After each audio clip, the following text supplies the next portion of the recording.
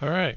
Hello, and let's talk about buoyancy and a couple demonstration projects that you can do for Cons 322 that will help you understand this concept.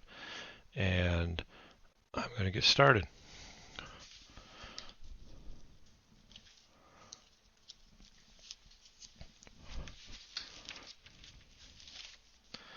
So I have posted for you a couple lab instructions that Mr. Riley made years ago that will help you do this. But the first one is we're going to take a look at the presence of buoyancy force and that's simply by taking an object and weighing it. But let me show you the setup I'm using. So let's get the document camera over here where you can actually see what's going on. Yes, cool. All right, so a couple simple things.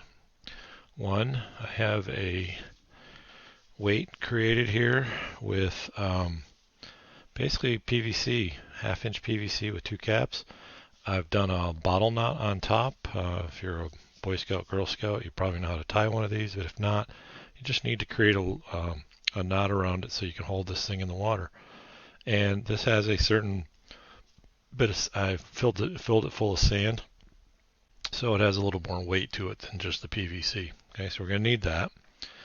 We are going to need a digital scale. And what I'm doing with this is I've got it hung over on a board and I've clamped it to the table. And down below I have a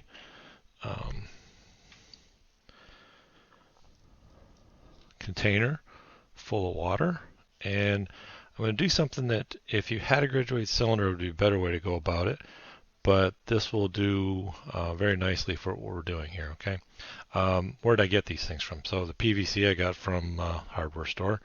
The container here is the quart container that you get wonton soup in. So scavenge things out. You can use almost anything. It would be best if on the second phase of this that we actually had a graduated cylinder like so, but mine isn't large enough to actually allow my weight to slide down inside. So I set this down here, and I'll give you a cross-sectional view of this in a second. But if I was to do the graduated cylinder, you can see this goes in, but then my strings get stuck and they don't come out very easily. So I'm going to skip this, make a simple substitution for a graduated cylinder, and we'll go from there. All right. In order to make the balance scale work, I have taken another piece of PVC pipe. So really what you need is about a foot of this and two end caps. And I've put hot melt glue on it to give it so it has a flat surface so it doesn't roll around. And I'm basically setting it on the scale. I need a hook. All right, so I'm going to use one of the binder clips that I have here. Almost anything will work as long as you can hook to the string and hook to the weight. Okay, so I'm putting all this on my balance scale here. Okay, and before we get started with that, let's turn it on. Get my thumb off the scale, that would always help. And then I'm going to set my tube on. And the tube is actually keeping the string away from the board and away from my scale. Okay, so that this is all basically a beam that's carrying the string down below. Okay, and I'm going to tear that out. So I was at 21.6 there. All right, and I'm going to move my water off to the side for a second here, and then we're going to come down and take a look at what goes on down below here. Okay.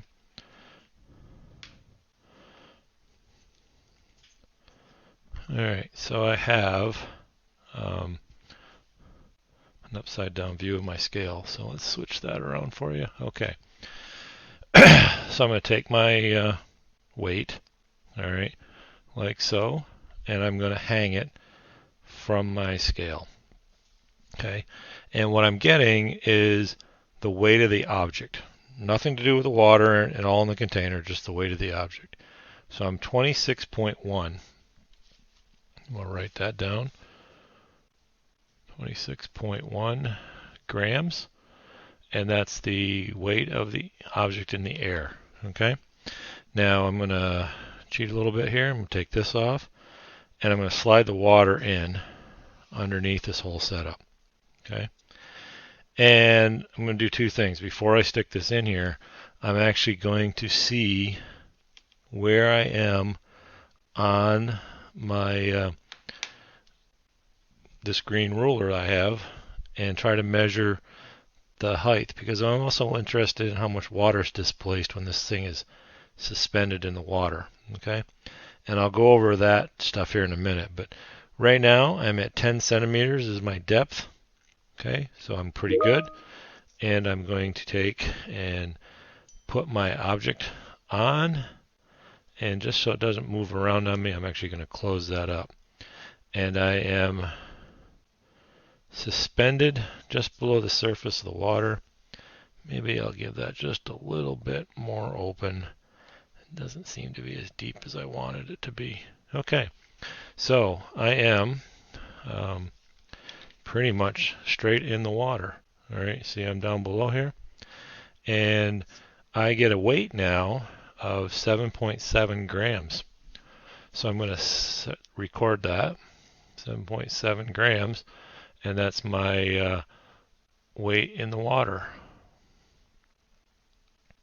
Okay, and the difference between the two is the buoyancy force the water provides as uplift on that object. Okay, now the other part of this is I'm going to try and see where I'm at for my volume displacement here, and I'm at 10.5 centimeters. Okay, so I started out at 10 and I went to 10.5. Okay, so I literally have a 0.5 centimeter volume increase in this object.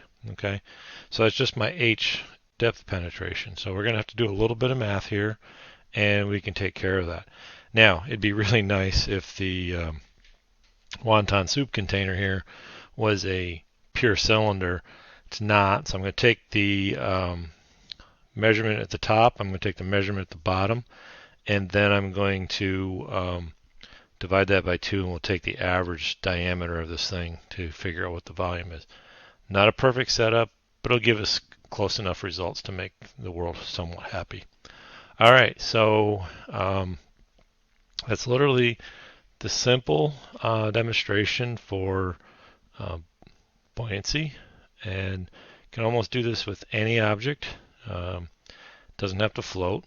You could try a couple that do float. You could try some objects that are heavier. I have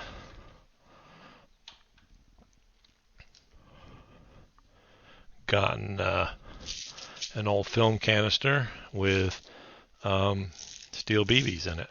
Okay, and I could do the same thing with that.